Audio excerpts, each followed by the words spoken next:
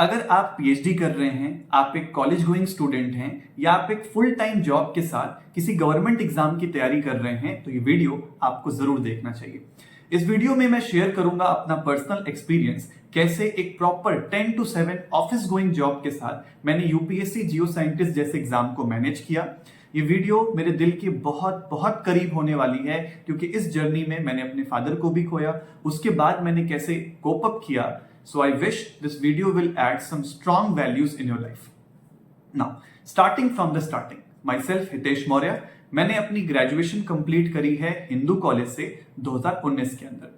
फिर IIT jam exam clear करने के बाद मैं आईआईटी दिल्ली से अपनी मास्टर्स कंप्लीट करी 2021 के अंदर। अब यहां से चालू होता है एग्जामों का सिलसिला। जैसे कि सारे स्टूडेंट्स मोटिवेटेड होते हैं, मैंने भी गेट एग्जाम के लिए बहुत मेहनत करी क्योंकि मेरी फाइनेंशियल कंडीशन उतनी स्टेबल नहीं थी, तो पीएचडी और जॉब में मुझे ऑफकोर्स जॉब के लिए ही जाना था। गेट के लिए मेहनत तो करी, लेकिन मेरी रैंक कुछ हजारों में आई और उससे कुछ नहीं मिलने वाला था। लेकिन उस तैयारी से एक फायदा हुआ कि मेरी सीएसआईआर में with an all India rank 36 GRF हुआ, उससे मुझे काफी कॉन्फिडेंस आया। हालांकि मैंने टिफर का भी एग्जाम लिखा, वो भी नहीं हुआ। मैंने यूपीएससी जियो साइंटिस्ट 2021 भी लिखा, उसमें प्रीलिम्स भी नहीं हुआ। लेकिन एक होप था कि हाँ, मैंने किसी एग्जाम में अच्छा किया है तो शायद मेहनत करूंगा तो और अच्छा कर सकता हूं। लेकिन मुझे रिक्वायरमेंट थी जॉब की, तो जब मैं कॉलेज के बाद घर वापस आया तो मुझे एक अपॉर्चुनिटी दिखाई दी आईएफएस से, जो कि पुणे बेस्ड एक इंस्टीट्यूट था जहां सीएसआईआर नेट एग्जाम के लिए ऑर्गेनिक केमिस्ट्री पढ़ाना था। मैंने वो अपॉर्चुनिटी ले ली और मैं वाराणसी से पुणे शिफ्ट हो गया पढ़ाने के लिए। इनिशियल फेजेस के अंदर मेरा पूरा फोकस सिर्फ टीचिंग पे था, क्योंकि मैं अपनी जॉब के साथ भी चीट नहीं कर सकता था और घर पे भी कुछ रिस्पॉन्सिबिलिटीज थी। मेरी सिस्टर की मैरिज भी थी 2021 दिसंबर में, तो मेरा कंप्लीट फोकस सिर्फ इन्हीं चीजों पे था, अपनी टीचिंग पे था और घर के रिस्पॉन्सिबिलिटीज पे था। इसी वजह से मैंने यूपीएससी जियो साइंटिस्ट 2022 का जो अटेम्प्ट था वो स्किप कर दिया। हालांकि मुझे करना नहीं चाहिए था, अब मैं पीछे पलट के देखता हूं तो मुझे लगता है वो अटेम्प्ट देना था, पर कोई बात नहीं।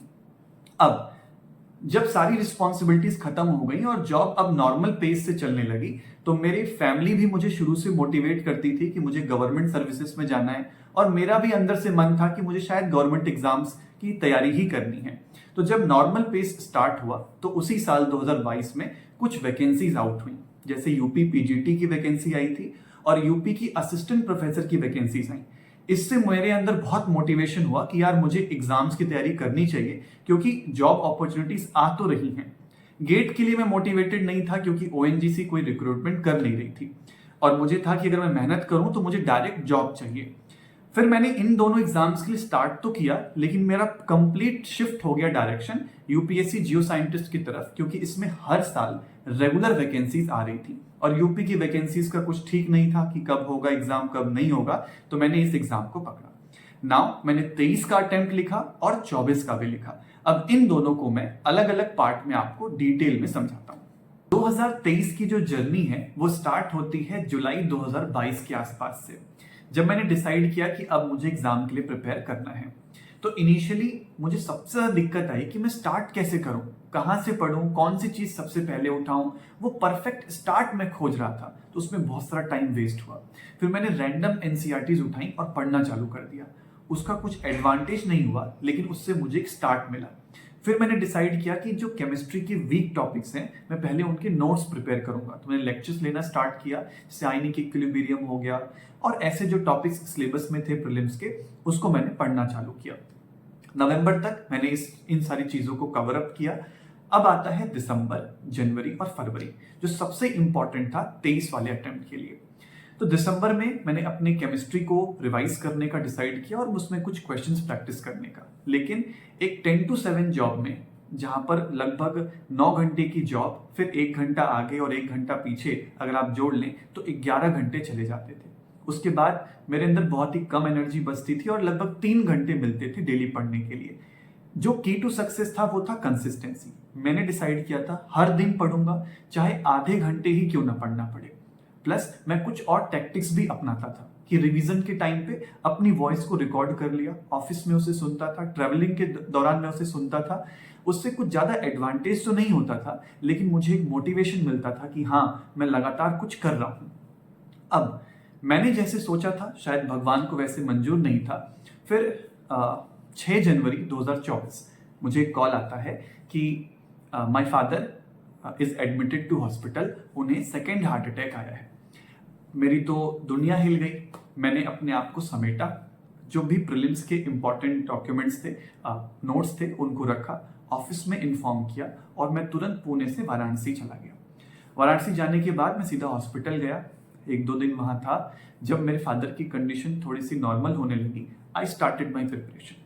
हॉस्पिटल में ही मुझे याद है मैंने साइंस की एनसीईआरटीज को खत्म किया, बायोलॉजी की क्लास 12 के जो लास्ट के 4 चैप्टर्स थे वो पढ़े। फिर विद इन अ वीक जब फादर की कंडीशन थोड़ी स्टेबल हुई, वो घर आए, तो मैंने ऑफिस से वर्क फ्रॉम होम लिया। उन्होंने मुझे कुछ क्वेश्चन मेकिंग के टास्क असाइन किए, मैं वो करता था, पापा के साथ टाइम स्पेंड करता था और अपने प्रीलिम्स की तैयारी करता था। 31 जनवरी तक ये चला। उसके बाद डिसाइड हुआ कि शायद अब मुझे पुणे वापस जाना है, मेरा एग्जाम का सेंटर भी वहीं है, तो मैं 1 फरवरी को पुणे पहुंच गया। एग्जाम में कुछ 15 दिन के आसपास बचे थे, ऑफिस चल रहा था और अब मैंने केमिस्ट्री पे फोकस किया क्योंकि जीएस मैंने थोड़ा बहुत कवर अप कर लिया था। एग्जाम से पहले मैंने 1-2 दिन की लीव ली प्रॉपर, उसमें जितना भी मेरे से बन सकता था मैंने तैयारी करी और प्रीलिम्स दे के आया। प्रीलिम्स देने के बाद मैं उतना खुश नहीं था, लेकिन एक होप तो था। 3 मार्च को मेरा रिजल्ट आता है। रिजल्ट प्रीलिम्स में मेरा नाम था लिस्ट में and I was very happy. और उसी दिन हमारे फैमिली में एक नया मेहमान भी आया था, मैं उस दिन मामा बना और रिजल्ट भी उसी दिन आया। तो मैं तो बहुत ही खुश था, 7वें आसमान पे। कॉन्फिडेंस लेवल बहुत ज्यादा था कि यस, अगर मैं मेहनत करूं तो मैं पेपर निकाल सकता हूं। और मेंस के लिए मैं बहुत मोटिवेटेड था कि अब तो कुछ भी हो जाए, मेंस फोड़ देना है। मैंने कुछ अब चीजें इकट्ठी करना चालू करी, दोस्तों से बात किया जिनका पेपर क्वालिफाइड था, उनके नोट्स अरेंज किए, चीजें थोड़ी स्टार्ट हुई। लेकिन 23 मार्च 4 बजे सुबह फिर से कॉल आता है कि माय फादर इज नो मोर। मेरी दुनिया फिर से हिल गई। मुझे समझ नहीं आ रहा था मैं क्या करूं। मुझे बस ये था कि मुझे घर जाना है, अपनी मदर के पास जाना है। मैंने अपने आप को समेटा, अपने कलीग्स को बुलाया जो मेरे साथ वहां रहते थे। मैंने उनसे बोला कि मेरी फ्लाइट कर दो, मुझे जाना है।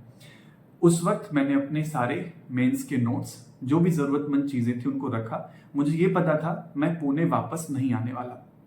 ये सब लेके मैं सीधा घर गया। घर जाने के बाद बहुत सारी जो रिस्पॉन्सिबिलिटीज थी, फैमिली के साथ जो टाइम था वो स्पेंड किया। जो भी डॉक्यूमेंटेशन का काम था उन चीज़ों में इंगेज था। बीइंग अ फैमिली में मैं चूंकि एक इकलौता भाई हूँ और मेरी एक सिस्टर है, तो सारे काम मुझे ही देखने थे। ये सब देखने के बाद मेरी फैमिली ने मुझे बहुत हेल्प किया, मेरे दोस्तों ने मुझे बहुत हेल्प किया। वो एक कॉल पर हमेशा मेरे पीछे खड़े रहते थे। I am very thankful to them. उसके बाद मुझे याद है 10 अप्रैल को मैंने पहली बार अपने नोट्स टच किए। मुझे कुछ समझ नहीं आ रहा था नोट्स में क्या लिखा है, कैसे होगा, मैं क्या करूंगा। अप्रैल में ऐसे ही नोट्स देख रहा था, सिलेबस देख रहा था, चीज़ों को बस ऑर्डर में लगा रहा था। फिर चूंकि फाइनेंशियल प्रॉब्लम्स भी अब बहुत थी, तो मैंने डिसाइड किया कि मैं अपने कंपनी को बोलता हूँ कि मुझे वर्क फ्रॉम होम दे दें और स्टूडियो का सेटअप भेज दें। And I am really very thankful to IFS कि उन्होंने पूरा सेटअप भेज दिया। लेकिन चूंकि अब मेंस का एग्जाम आ गया था और मुझे था कि नहीं, मुझे पेपर तो लिखना है। आई वॉज रियली मोटिवेटेड कि मुझे एग्जाम लिखना ही लिखना है। तो जैसे तैसे करके जो भी तैयारी हुई उसमें मैंने एग्जाम लिखा। मैंने क्लासेस लेना स्टार्ट नहीं किया था, सेटअप मेरे पास आ गया था। फिर उसके बाद पेपर लिख के आया। I was not happy. Paper का एक्सपीरियंस अच्छा नहीं था। मुझे पता है कि मैं इससे बेहतर कर सकता था। रिजल्ट आया, नाम लिस्ट में नहीं था। I was shattered, I cried. लेकिन ये तो पता था कि अभी खत्म नहीं हुआ है, मुझे अगली बार पेपर तो लिखना है। तो इस तरीके से मेरा 2023 का एक्सपीरियंस खत्म हुआ। फिर मैंने डिसाइड किया कि मैं 24 के प्रीलिम्स की तैयारी स्टार्ट करूंगा। 2024 की जो तैयारी है वो लगभग अक्टूबर 2023 से स्टार्ट हो गई थी। एक बार मेंस नहीं हुआ तो ये तो पता था कि अटेम्प्ट लिखना है। अब नॉर्मल मेरी जॉब स्टार्ट हो गई, मैं फेज में आ गया पढ़ाने के। अक्टूबर से मैंने चीजों को स्टार्ट किया। पहले जीएस पढ़ा, नवंबर तक मैंने जीएस को कंप्लीट किया। फिर दिसंबर में डिसाइड किया कि अब केमिस्ट्री जो स्कोरिंग पोर्शन होता है उस पे जाऊंगा। लेकिन दिसंबर में आ जाता है CSIR नेट दिसंबर 2023। एग्जाम जब होता है तो रिस्पॉन्सिबिलिटीज बढ़ जाती हैं। यूट्यूब पे मैराथन सेशंस लेने हैं, बैचेस के अंदर जो सिलेबस इनकम्प्लीट है उनको पूरा करना है। तो ऐसे भी दिन होते थे जब मुझे सिर्फ हाफ एन आवर मिल रहा है, लेकिन उसमें भी मैं टाइमर के साथ क्वेश्चन प्रैक्टिस करता था। मैंने ये मेक श्योर किया था कि कंसिस्टेंसी ब्रेक नहीं होने दूंगा, चाहे जो हो जाए। मैं ड्रेन आउट हो जाता था, लेकिन फिर भी जैसे तैसे करके जो भी पढ़ पा रहा था पढ़ लेता था। एग्जाम खत्म हुआ दिसंबर में, जनवरी आया, मुझे थोड़ा स्पेस मिला, फिर मैंने पढ़ना स्टार्ट किया। संडेज को जब मुझे टाइम मिलता था मैं अपने पढ़ाई को और खींच देता था। इस तरीके से चीजें चल रही थी। फिर मैंने अपने लीव्स को ठीक से मैनेज किया। मैंने प्रीलिम्स के पहले 3 दिन 4 दिन का लीव लिया ताकि मैं एग्जाम के फेज में आ जाऊं। फिर मैं प्रीलिम्स दे के आया। अब बहुत इंपॉर्टेंट है प्रीलिम्स का एक्सपीरियंस। प्रीलिम्स वाले दिन क्योंकि सारा खेल स्पीड का होता है, मैंने ऑर्गेनिक टफ आई, वो मेरे लिए थोड़ा बेनिफिशियल था। लेकिन हुआ क्या, लास्ट के 10 मिनट में मैंने जब पेज पलटा, लास्ट का पेज मैंने सॉल्व ही नहीं किया था, वो मेरे से मिस हो गया। फिर लास्ट के 10 मिनट में थोड़ा पैनिक मोड ऑन हुआ, पर चूंकि वो ऑर्गेनिक के क्वेश्चंस थे तो मैंने जल्दी जल्दी से मैनेज किया। जहां मुझे रिवीजन करना था, पीछे जाके छूटे हुए क्वेश्चंस करने थे, वहां अभी मैं पेंडिंग क्वेश्चंस कर रहा था। तो एक्सपीरियंस तो बहुत खराब हुआ। पेपर से निकला चेहरा लाल और माहौल एकदम डरा हुआ। मैंने अपने दोस्त को बताया कि ऐसा ऐसा हुआ है। उसने मुझे बोला ठीक है देखते हैं। फिर घर आया वापस, जॉब स्टार्ट, नॉर्मल लाइफ चल रही है। फिर आता है रिजल्ट।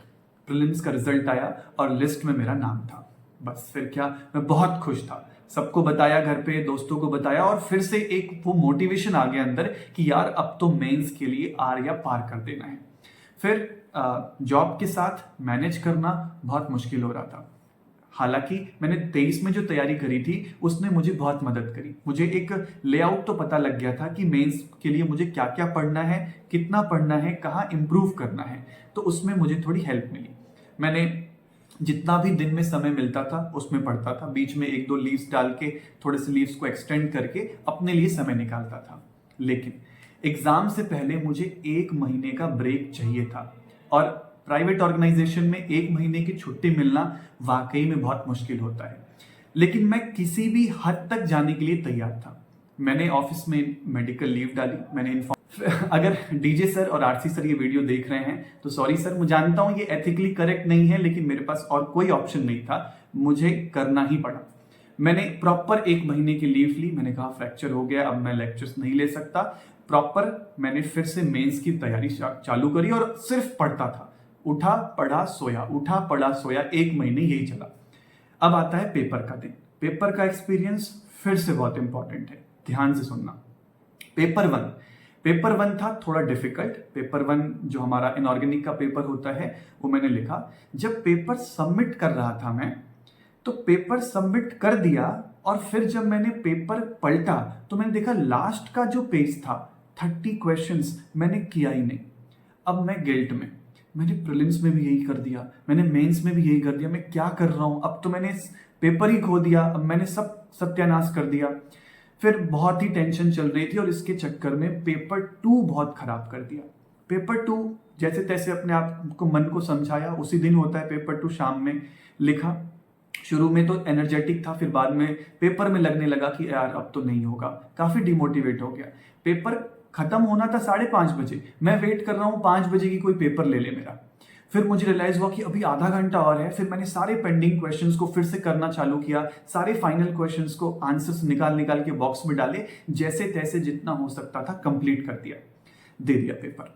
फिर घर आने के बाद, मतलब वहीं होटल आने के बाद रोना धोना चालू हुआ। दोस्त को फोन किया, बताया, सबने समझाया बस। लेकिन पढ़ने का ना मन कर रहा, ना सोने का, ना नींद आ रही, ना पढ़ने का मन कर रहा। जैसे तैसे अपने आप को समझाया और सो गया। अगले दिन उठा, एक फ्रेश स्टार्ट हुआ।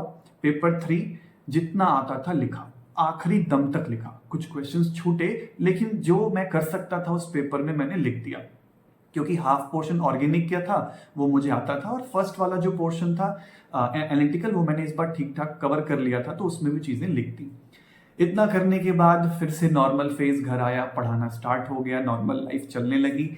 फिर आता है मेंस का रिजल्ट, और मेंस के लिस्ट में नाम आ गया। फिर से लगा कि यस, शायद अब होप है और अब इंटरव्यू ही बचा है। और इंटरव्यू के लिए मैं थोड़ा कॉन्फिडेंट था कि मैं इसमें अच्छा कर सकता हूँ, लेकिन मुझे पता है कि मैंने चूंकि प्रीलिम्स में भी गड़बड़ किया है, मैंने मेंस में भी गड़बड़ किया है, तो मुझे इंटरव्यू में हाईएस्ट मार्क्स तक टच करना ही पड़ेगा, उसके बिलो में तो मैं लिस्ट से बाहर हो जाऊंगा। फिर इंटरव्यू के लिए तैयारी चालू करी। इंटरव्यू के लिए फिर से रिसोर्सेज, दोस्तों से बात करी, अपने सारे रिसोर्सेज पढ़ना चालू किया। 10 दिन पहले फिर से कुछ मेडिकल रीजन लगा के छुट्टी ली और 10 दिसंबर 2024 को इंटरव्यू दे के आए।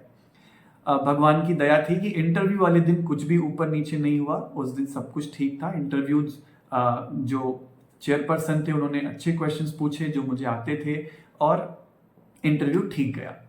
फिर वापस आने के बाद फिर से आप लोगों को पढ़ाना चालू, दिसंबर 2024 का नेट आ गया, फिर से क्लासेस चल रही हैं, मैराथन क्लासेस चल रही हैं और 23 दिसंबर 2024 रिजल्ट आया और फाइनल रिजल्ट में मेरा नाम था। Literally I cried. मैंने मम्मी को बताया।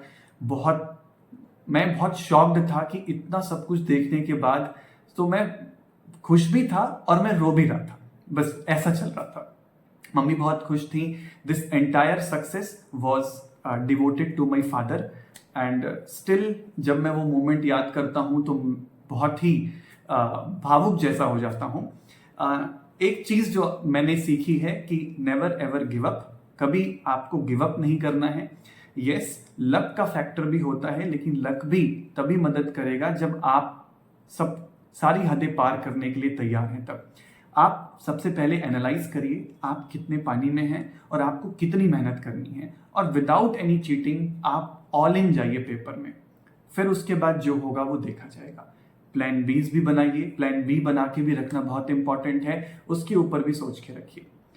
And at last I would like to thank मेरे दोस्तों को, कार्तिकेय जयंत जो हमेशा एक फोन कॉल पे भी वो मेरे साथ खड़ा रहा, हितेश चुग जिसको शायद आपने देखा भी होगा यूट्यूब पर, my office mate, my colleague और मेरा दोस्त, इन दोनों ने मुझे बहुत मदद करी। अभी भी ये एक फोन कॉल पर हमेशा खड़े रहते हैं। So thank you so much and special thank you to the students जिन्होंने मुझे इतना प्यार दिया यूट्यूब पे कि कभी भी आईएफएस से कभी कंप्लेन नहीं आई कि सर आप लीव क्यों ले रहे हैं, सर आप इतने लंबे समय तक जाएंगे तो कैसे चलेगा, क्योंकि उन्हें पता था कि जब मैं वापस आऊंगा तो वो क्राउड, जो इन्वायरमेंट है मैं वो दोबारा क्रिएट कर सकता हूँ। एंड उसके लिए सारे स्टूडेंट्स का बहुत बहुत शुक्रिया। Thank you so much guys, take care, bye bye.